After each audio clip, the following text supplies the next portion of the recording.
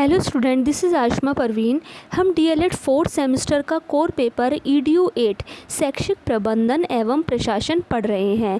इससे पहले लेक्चर में हमने स्कूल मैनेजमेंट यानी विद्यालय प्रशासन को पढ़ा था, जिसमें हमने समझा था कि संस्था के लक्ष्यों को प्राप्त करने के लिए संसाधनों के नियोजन, निर्देशन और समन्वयन करने को ही प्रबंधन कहते हैं।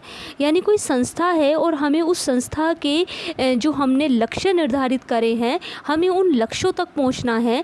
तो जो संस्था के पास जो संसाधन है, जो रिसोर्सेज है, उन संसाधनों को नियोजन, निर्देशन और समन्वयन करने को ही प्रबंधन कहते हैं। आज के इस लेक्चर में जानेंगे कि विद्यालय प्रबंधन की क्या विशेषताएं हैं। तो सबसे पहले है लचीलापन। विद्यालय प्रबंधन में फ्लेक्सिबिलिटी होना बहुत ज़रूरी है। विद्यालय प्रबंधन मानव द्वारा व्यवस्था का प्रारूप है। जो स्कूल में जो मैनेजमेंट किया गया है वो मानव द्वारा व्यवस्थित किया गया है, जिसकी व्यवस्था व्यक्तियों द्वारा की गई है, और उस व्यवस्था में लचीलापन होना एक महत्वपूर्ण गुण है। क्योंकि ये मानव द्वारा व्यवस्था की गई है, तो इसलिए इसमें एक फ्लेक्सिबिलिटी, लचीलापन होना चाहिए कि समय के अनुसार उसमें चेंजेस हम ला सकें। इससे प्रबंधन में गतिशीलता आती है। जो हमने मैनेजमेंट किया है वो डायनेमिक होता है। विद्यालय प्रबंधन में प्राचार्य, शिक्षक तथा कर्मचारियों के कार्यों में स्वतंत्रता देनी चाहिए। जो विद्यालय में जो प्राचार्य, शिक्षक या अन्य कर्मचारी काम कर रहे हैं, उनके कार्यों में एक स्वतंत्रता होनी चाहिए। उन्हें अपने नियमों के अनुसार, उन्हें किसी बाउंडेशन में नहीं रखना चाहिए कि वो समय के अनुसार, जो हमने प्रबंधन के अनुसार जो नियम बनाए गए हैं, उनमें वो अगर स्वतंत्रता रहेगी तो वो अपने अकॉर्डिंगली काम कर पाएंगे। प्रबंधन करते हुए जो नियम बनाए गए हैं वो सिर्फ एक साधन होने चाहिए कि हमारे पास ये जो नियम है एक साधन है, कोई इसमें कोई बाउंडेशन नहीं होनी चाहिए, जो कि सिचुएशन के अकॉर्डिंगली चेंज हो सके। विद्यालय में सभी कार्यकर्ताओं को अपने ढंग से कार्य करने के अवसर मिलने चाहिए, जिससे वह समस्याओं का समाधान कर सकें। क्योंकि अगर व्यक्ति काम करेंगे, उनके सामने नई नई समस्याएं आएंगी, तो वो अपने अकॉर्डिंगली उस समस्याओं को सुलझाते हुए अपने लक्ष्य तक पहुंच जाएंगे और संस्था का ज़्यादा से ज़्यादा विकास होगा। मैं इसकी लचीलेपन को एक उदाहरण से समझाऊंगी कि माना हमने स्कूल में एक टाइम टेबल बनाया है स्टूडेंट्स के लिए, ठीक है, और उस टाइम टेबल में हमने 4th पीरियड हमने बच्चों की स्पोर्ट्स का रखा है, लेकिन मॉर्निंग में तो बारिश हो गई है।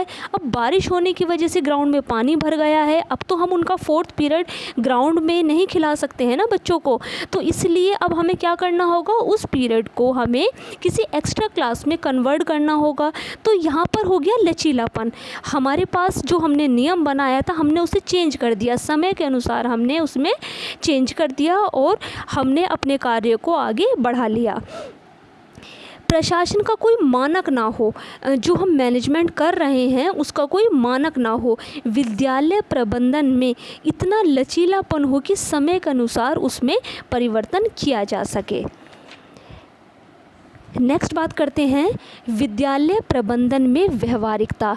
इसमें हम कह सकते हैं कि विद्यालय प्रबंधन के नियम किसी सिद्धांत पर आधारित ना हो, ठीक है, वो व्यवहारिक हो। जो हमारे नियम हैं वो किसी सिद्धांत के अनुसार एक फिक्स्ड नहीं होने चाहिए, बल्कि एक उसमें प्रैक्टिकली काम किया जाना चाहिए, तभी उनकी उपयोगिताएं होती हैं।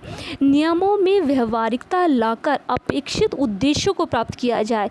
मतलब मैनेजमेंट ऐसा होना चाहिए कि जो हमने नियम बनाए हैं उसमें व्यवहारिकता लाई जाए और हमें अपेक्षित उद्देश्यों को प्राप्त किया जाए। जो भी प्रबंधन के लिए नियम बनाए जाए वह ऐसे हो कि उन्हें व्यवहार में लाकर आसानी से कार्य किया जा सके, सभी काम स्मूथली होते जाएं। नेक्स्ट है विद्यालय प्रबंधन का प्रारूप समाज, राष्ट्र, राजनीति के अनुरूप हो। मतलब विद्यालय प्रबंधन ऐसा हो जो सामाजिक, राजनीतिक और दार्शनिक नीतियों के अनुरूप हो।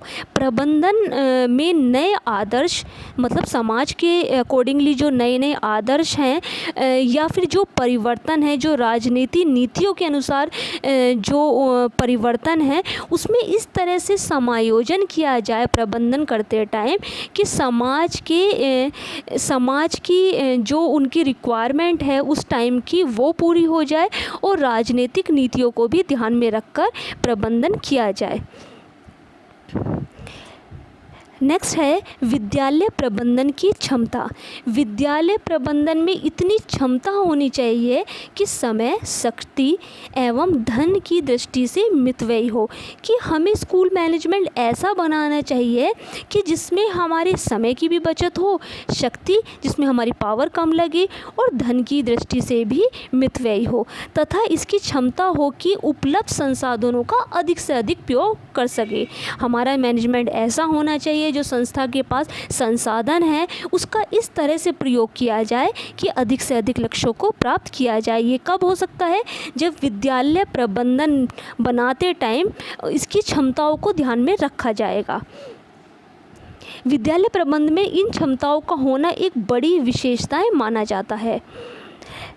लास्ट हम बात करते हैं विद्यालय प्रबंधन में अपेक्षित लक्ष्यों की उपलब्धि। मतलब अपेक्षित लक्ष्य हम कह सकते हैं विद्यालय की शिक्षा के द्वारा बालकों के मानसिक, सामाजिक, नैतिक, शारीरिक गुणों का विकास किया जाता है। जब हम बच्चे को शिक्षा देते हैं तो बच्चों का इन सब चीज़ों का डेवलपमेंट होता है। छात्रों के विकास का क्षेत्र बहुत व्यापक है, ये हम सभी लोग जानते हैं। जो स्टूडेंट्स का जो डेवलपमेंट है वो बहुत ही ब्रॉड है, जितना भी करते जाएंगे वो उतना बढ़ता रहेगा। इसलिए हम कह सकते हैं जो सिर्फ एक क्लास की शिक्षा है वो इनफ नहीं है, वो पर्याप्त नहीं है। हमें बच्चे की व्यापक विकास के लिए हमें क्या करना होता है? हमें एक्स्ट्रा एक्टिविटी करानी होती है, एक्स्ट्रा करिकुलम एक्टिविटियाँ शामिल करनी होती हैं। तो हमें शिक्षा के साथ साथ इन एक्टिविटी को शामिल करने के लिए हमें क्या करना होगा? हमें एक मैनेजमेंट करना होगा, एक प्रबंधन करना होगा। तो इसलिए कहा गया है कि अपेक्षित उद्देश्यों की प्राप्ति, शिक्षा के साथ साथ जो हमारे अन्य उद्देश्य हैं हम उन उद्देश्यों को भी मैनेजमेंट करके इन्हें प्राप्त कर सकें। ये थी हमारे विद्यालय प्रबंधन की विशेषताएं। Thank you so much students.